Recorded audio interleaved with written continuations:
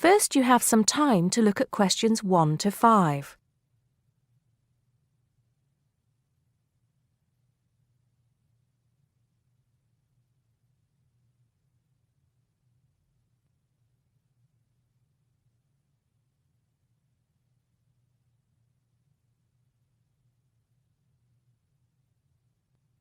You should answer the questions as you listen because you will not hear the recording a second time.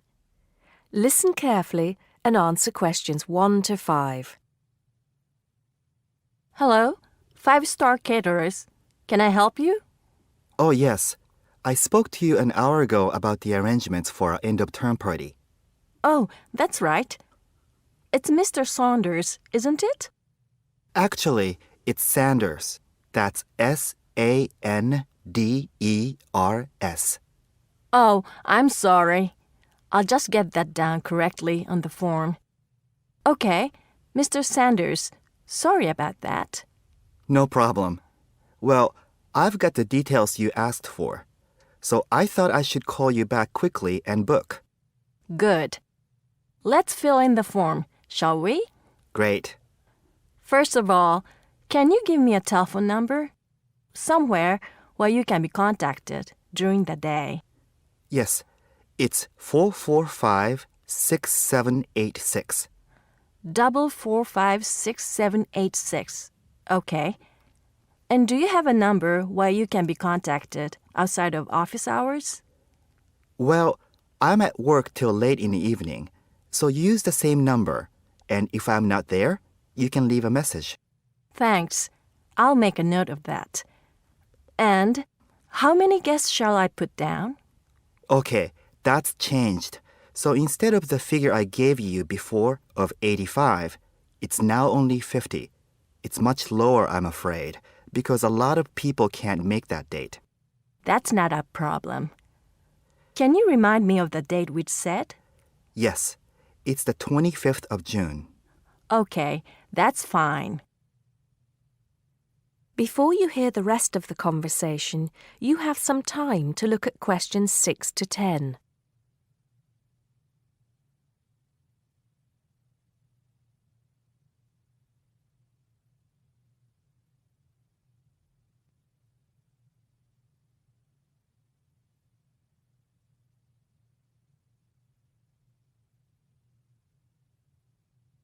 Now listen and answer questions 6 to 10. Now, did you have the chance to look at the tables on the website? Yes, I did, and I think the rectangular tables would be good, the long, thin ones. Yes, you could have 2 of those. The only problem is that they're for 24 people. So you'd only seat 48 people that way. And if you have 50 guests... Oh, I see what you mean. 2 people would have nowhere to sit. What about the square ones? You'd have the same problem with numbers. Usually, for 50 people, we find the round tables work well. Not the smaller ones. They only seat 6 people. The ones that seat 10, the large ones. So do you think we should have 5 of those? I think that would work well. Okay, that's what we'll do then. Fine. And have you decided on the menu you would like? Yes, I think so. But I wanted to ask you, we talked about having the 3-course meal with waiter service, but in the end, we thought it would be a bit too formal. So that leaves the buffet or the 7-course banquet. How much is a banquet again? £100 a head. That's too much and too formal. The buffet is fine. Okay. So I think I've got everything. We'd need a deposit of 50% of the total. Right. What's the total? Just a minute. Yes, it's £30 a head times 50. So that's £1,500. 50% of that would be $750 now, with the balance due another $750 on the day. Great. I'll call in tomorrow if that's okay.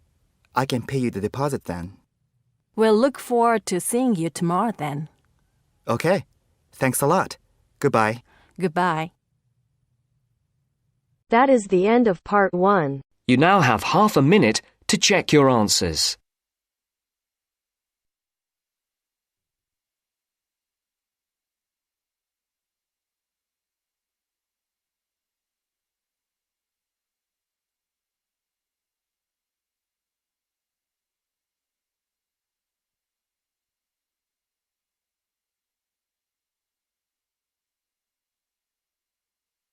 Now turns to part 2.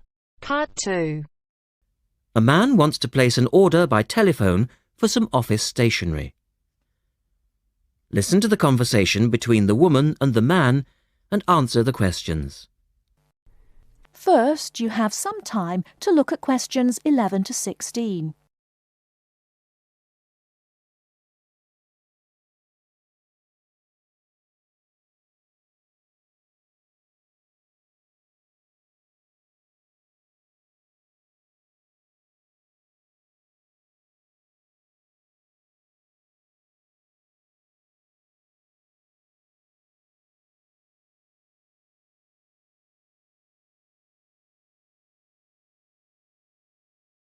Now, listen carefully and answer questions 11 to 16.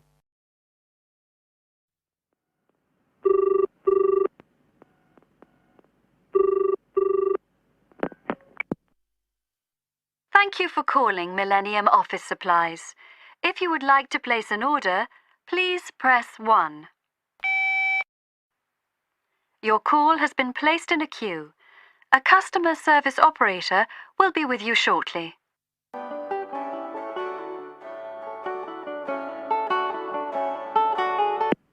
Gina speaking. How can I help you? Oh, hello. I'd like to order some stationery, please. And who am I speaking to? John Carter. Right. Can I just confirm your account number and the name of your company, John? Sure. The account number is 692411. 692411. Right. And you're from Rainbow Computers? No, the company is Rainbow Communications. Oh, OK. I'll just fix that on the system. Communications. And what would you like to order, John? Envelopes. We need a box of A4, that is, normal size envelopes. White, yellow or manila? We'll have the plain white, please. But the ones with the little windows. OK. One box, A4, white. Just the one box, was it? On second thoughts, make that 2 boxes. We go through heaps of envelopes. As a matter of interest, are they made from recycled paper? No, you can't get white recycled paper.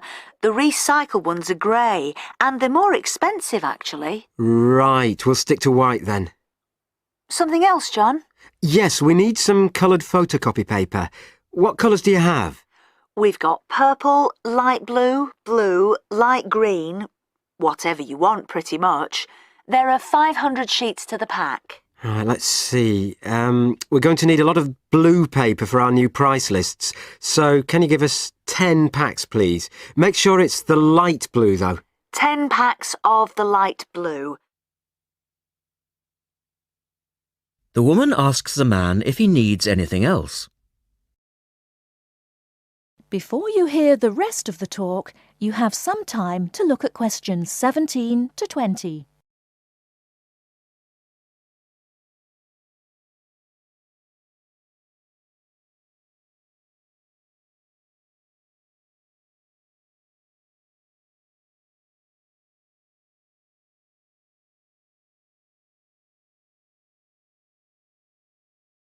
Now listen and answer questions 17 to 20. Anything else that we can help you with? Let me think. What else do we need? I'm sure there was something else. Pens, paper clips, fax paper, computer supplies, office furniture? Oh yes, we need floppy disks. Do you have those nice coloured ones? Yes, but they're a bit more expensive than the black ones. Oh, that's all right. I'm not paying anyway. Right. Floppy disks. And what about diaries for next year? We've got them in stock already and it's a good idea to order early. No, I think we're all right for diaries. But something we do need is one of those big wall calendars. You know, one that shows the whole year at a glance. Do you stock those? We certainly do. OK, can you include a wall calendar then, with the other stuff? Just make sure it's got the whole year on the one side. Sure. And do you have a copy of our new catalogue? No, I don't, but could you send one? Yes, I'll pop one in with the order. You'll find it a lot easier to remember what you need if you have our catalogue in front of you next time. Yes, good idea. And when can you deliver this? Should be with you tomorrow morning. Can you make sure that it's not after 11:30 a.m? Because I have to go out at 12. There's only myself here on Fridays. Fine. I'll make a note on the delivery docket that they should deliver before 11:30. Thanks very much. Thanks. That is the end of part 2. You now have half a minute to check your answers.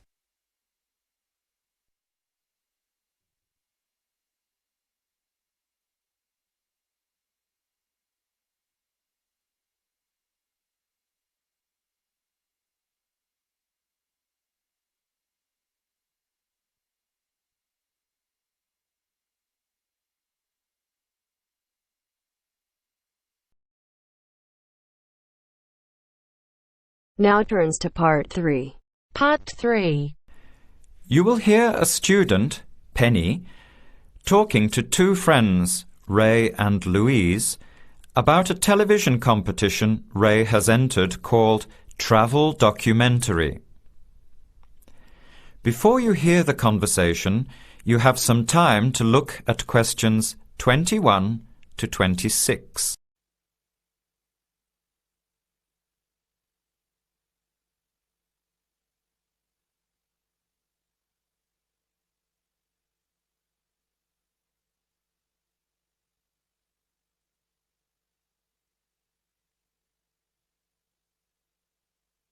Now, listen carefully and answer questions 21 to 26. Hi, haven't seen you two in ages. What have you been up to? Hi, Penny. Ray is really excited. He's just been shortlisted for Travel Documentary. He could be off travelling around the world for 3 months. Travel Documentary? What's that? You've never heard of it? Don't you watch TV? Well, actually, no, hardly ever. Especially since I've started working on my thesis. I don't have time to breathe, let alone watch TV. So what's this all about, Ray? Well, actually, it's a competition run by Public TV. It involves my two great loves, travel and filmmaking. Is it that program where people are sent around the world making documentary videos? I have heard of it. Fantastic! So you've been chosen? Not yet. I'm one of 34 selected for an interview next week, so I've made it through the first cut. Yeah, there were over 200 applicants from around the country. Pretty amazing, hey? Well, I've been lucky so far. What's the next stage? 13 are chosen from the interview to do a 4-week training course in documentary filmmaking. Then, the 8 finalists get sent off with a video camera to travel around the world. Sounds incredible.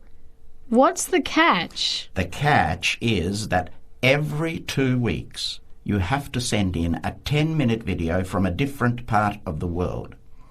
It's broadcast on TV along with the work of 3 of the other competitors and judged by a panel of experts and the TV audience. So you're under a lot of pressure. Wow, I guess so. You mean you're on television every 2 weeks? Yep, that's right. But first I have to be selected. Do you have to have any filmmaking experience to apply? Some background in photography or video making helps, but you're not supposed to be an expert. In fact, you can't apply if you've already worked in filmmaking. We all get the same 4-week course, so we start with the same skills. Can you go anywhere in the world you want? Each competitor makes up his or her own travel plans and has to get them approved. Before the conversation continues, you have some time to look at questions 27 to 30.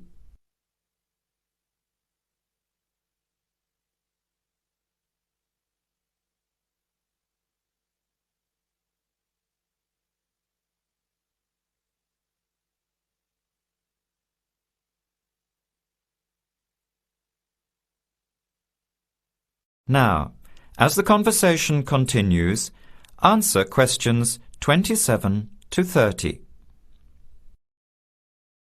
Have you talked with anyone else who has done it? As a matter of fact, just last week, I met Sarah Price, a girl from here who did it last year. What did she have to say about it?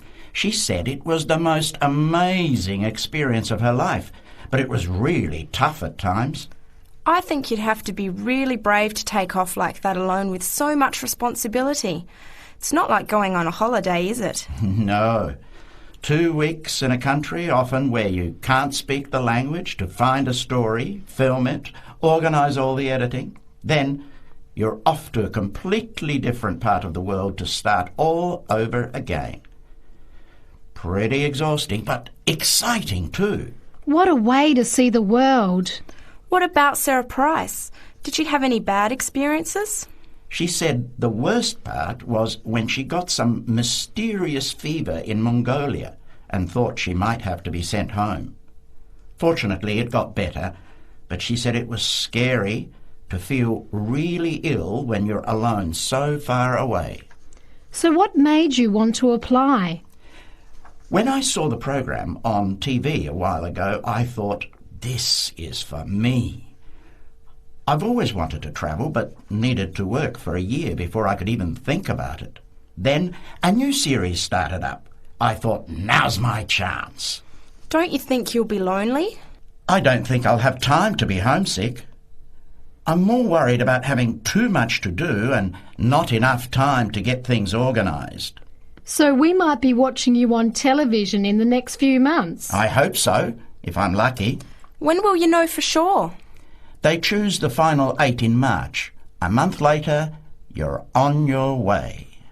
So do you have to pay anything? Nothing. It's all paid for.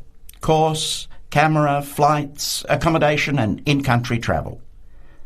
The budget is pretty tight, though. No extras. I sure hope you get it. Then I'll be finding time to watch at least one program on television every week. That is the end of part 3. You now have half a minute to check your answers.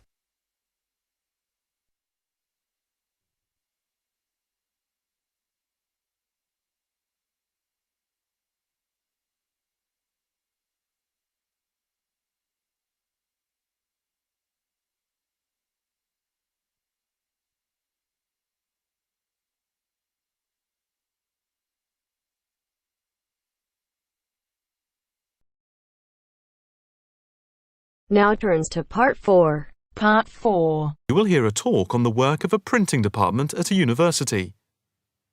First, you have some time to look at questions 31 to 40.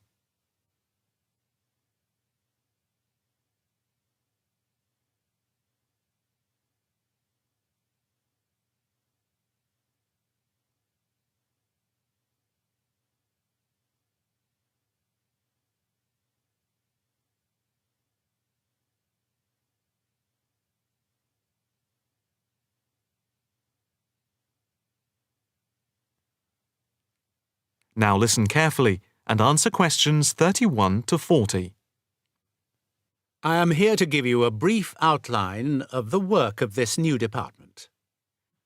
The Department of the Printed Word has a very short history, having been created just 10 years ago. Some statistics to start with. The first intake of undergraduate students consisted of 20 students, which rose to 37 in the second year. And we now have about 50 in the first year, doing a wide range of courses, full and part-time. We have a thriving research department, with 17 students on the taught MA course and 7 students doing research full-time. In all, we have 9 full-time lecturers and 16 part-time lecturers who work mainly, but not exclusively, in our evening department. Of the total student body, approximately 21% are from outside the country, a number which has been increasing steadily over recent years. Although students from overseas have to reach a minimum level of competence in English before they follow a course at the university, some may require remedial help with their English. And we can offer help through the Student Support Services as part of the general assistance given to all students. For home students, both graduate and undergraduate, there are bursaries to help with travel and accommodation, for which I would advise you to contact Mrs. Riley at the end of this session. Increasingly, we are forging external links with organisations in the publishing world, and we have been very fortunate in that we have received money to sponsor not just various students within the department, but also technicians and lecturers. Each year we hold a series of lectures which are given by external speakers in the world of printing and the media. The series of workshops that you see around you have been built thanks to a very generous donation which has allowed us to develop our facilities for bookbinding and restoration. Now, the main work of the department relates to teaching the mechanism of printing. And as most printing is now so highly technological, all our students have to be computer literate. For those of you who are interested in taking a module in this department from another department, and who feel that you may not have the necessary computer skills, don't let the technology put you off. We have a number of specialist technicians who can support and deliver crash programs in the computing technology required. As long as you can switch on the computer, you are halfway there. We have what can only be called state-of-the-art facilities, especially for those wishing to move into the publishing world, working not just as printers, but also in editing, page design, layout, and bookbinding. With the extensive facilities we have for book restoration, some of our former students are now employed as expert book restorers and conservationists, skills which were once almost dying out. In the display, you will notice samples of work on book cover design, and as well as having all the necessary computer programs for dealing with printing, we have some old printing presses. Despite being largely a modern department, we do have an increasing interest in research into the history of the printed word, ranging from early European to Chinese and Japanese printing techniques. We have in fact some very well-known experts on early printing in Europe in the 15th and 16th centuries. If this area appeals to you, you can talk to Dr. Fred Clare afterwards. From China, we're lucky to have as a visiting lecturer Dr. Yu, who is an authority on early Chinese manuscripts and printing machines. If you are thinking about doing a module with us, or you are interested in doing research after you have finished your first degree, the person to talk to is Professor Clarkson, who will be able to give you all the details. For postgraduate research, you should really be thinking about applying now, even though we are only in December, as the department now attracts large numbers of people, and we always have many applications for each research position. That is the end of part 4. You now have half a minute to check your answers.